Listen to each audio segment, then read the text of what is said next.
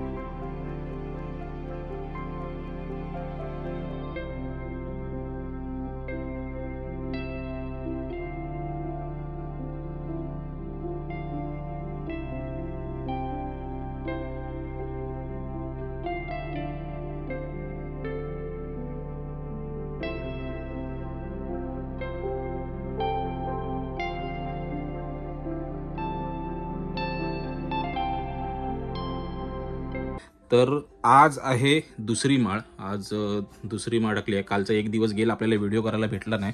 आणि आज मी तुम्हाला या व्हिडिओत दाखवतोय की माझ्या घरच्या देवीची आम्ही पूजा कशी करतो आणि कसं सगळं सजवलं आहे. तर असा हा व्ह्यू आहे आणि असा मुखवटा बसवून आम्ही भवानी मातेची पूजा करतो.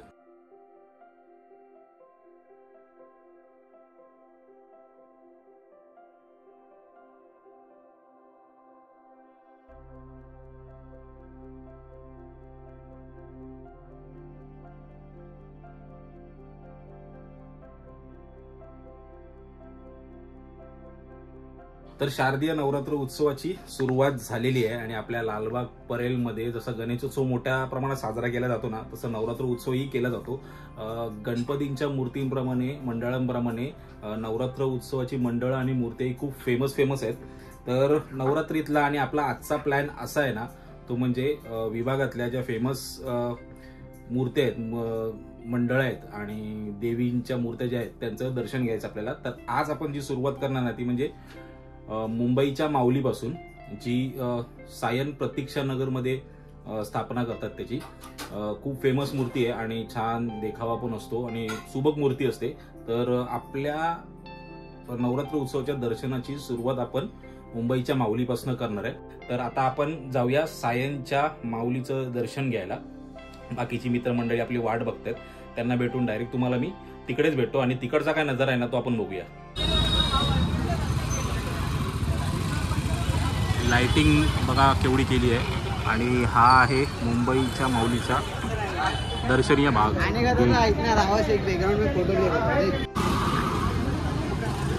सो गेट तर मस्त आहे. तर पहिले चपला बाहेर काढूया, पादत्राणे बाहेर काढा. आणि कल्की अवतार केला आहे यावेळी भवानी मातेसाठी. तर घोड्यांचे इथे स्टॅच्यू केले आहेत आणि वरती कल्की अवतार आहे.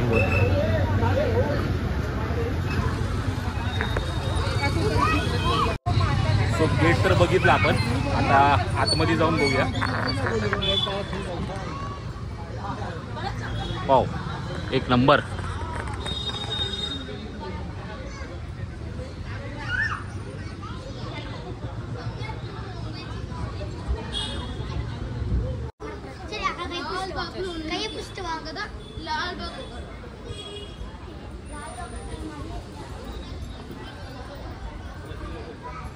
सिंपल एकदम डिझाईन केली आहे.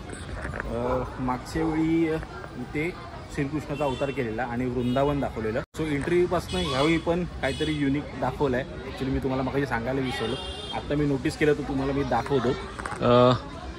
कल्की अवतार आहे, पण ते 10 अवतारांपैकी आधीचे अवतार कुठले आहेत ना ते इथे दाखवले आहेत. हा कुर्मा अवतार आहे सुरुवातीचा आणि आतमध्ये गेल्यानंतर वेगवेगळे अवतार दाखवले आहेत. इकडे बघाल तर हा मत्स्य अवतार आहे, इकडे प्रभू श्री रामांचा अवतार आहे. सोबतच पुढे गेल्यावर इकडे वराह अवतार आहे आणि इकडे नरसिंह अवतार आहे.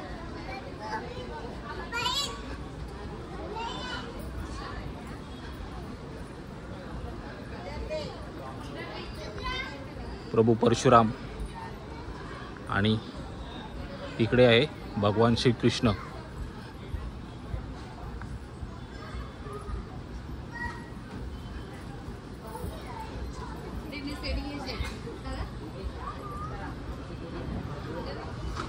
वामन अवतार. तर असे हे गेटपासनं असे प्रभू विष्णूंचे अवतार दाखवलेत. इथपर्यंत 9 अवतार दाखवले आणि 10वा अवतार कल्की अवतार जो आतमध्ये आहे, मेन मंडपात, मेन गाभाऱ्यात आहे. आणि हा आहे मस्त एकदम मुंबईच्या माऊलीचा लोगो, छान असं डेकोरेशन केलं आहे.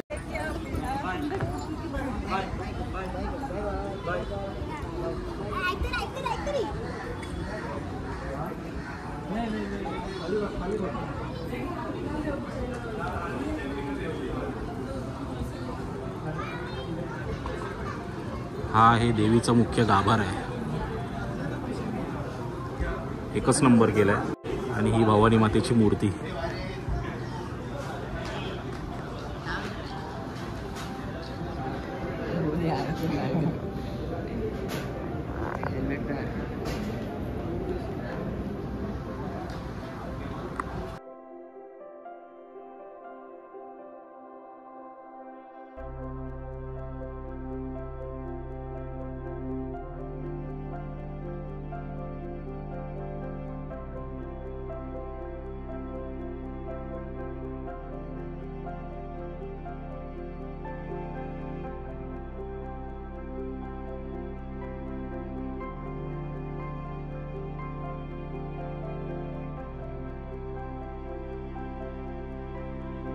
ही भवानी मातेची जी अप्रतिम मूर्ती बनवली आहे ना, एक कल्की अवतारात, त्याचं इथे स्केच आहे. बहुतेक हे स्केच करून आणि पहिल्या आधी स्केच करत असणार की कसं दिसायला पाहिजे आणि त्याच्यानुसार हे करत असणार बहुतेक, कारण ते स्केच तर तसंच दाखवत आहे सेम टू सेम. आणि इकडे ही मूर्ती आहे आणि मूर्ती खूप सुंदर आहे आणि खूप मोठी आहे. रेफरन्स पहिला ड्रॉइंग काढून घेतला जातो काय? हो हो. म्हणजे तुमच्यापैकीच कोण ड्रॉइंग करते? नाही एक आर्टिस्ट आहे नितेश पेरेकर. अच्छा. दरवर्षीप्रमाणे तोच बनवतो आणि आपण काय आहे मग डिसाईड मंडळ करते की तो स्वतः? नाही काही आयडियाज या वर्षात आपली ही आयडिया आपल्या मंडळाचे केलेल्या. हां. लोकांनी आम्ही थीम एक बेसिकली थीम देतो किंवा तो सजेस्ट करतो, त्यानुसार सगळे चांगली जे सगळ्यात आवडते मध्ये आपण ती चूज करतो. हे प्रत्येक काय काय आहे हे आपले श्री विष्णू हे 8 अवतार आहेत कल्कीचे. तर दादा हे श्री विष्णूचे अवतार आहेत. 10 अवतार आहेत. त्यामधला 9वा अवतार आहे कल्की महाराज. जे जीवन ते इथले बोलतो मी, बाहेरचं समजलं. चिरंजीवी आहे आणि बाहेरचे अवतार आहेत. बाहेरच्या अवताराने हे 7 चिरंजीवी आहेत. नाही 8 चिरंजीवी.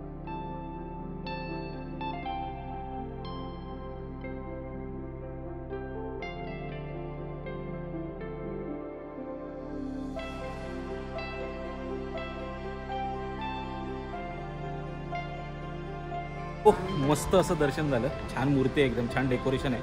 आणि अभिमानाची गोष्ट अशी की आमचा त्यांनी सत्कारही केला. खूप बरं वाटलं. तर सांगायचं असं आहे की मुंबईच्या माऊलीला भेट द्या. आणि खूप चांगलं डेकोरेशन आहे, चांगली मूर्ती तर आहेच. आणि वेळ आली आता इथे व्हिडिओ संपवायची. व्हिडिओ इथेच संपवूया आणि भेटूया पुन्हा एका नवीन व्हिडिओमध्ये. तोपर्यंत बाय बाय.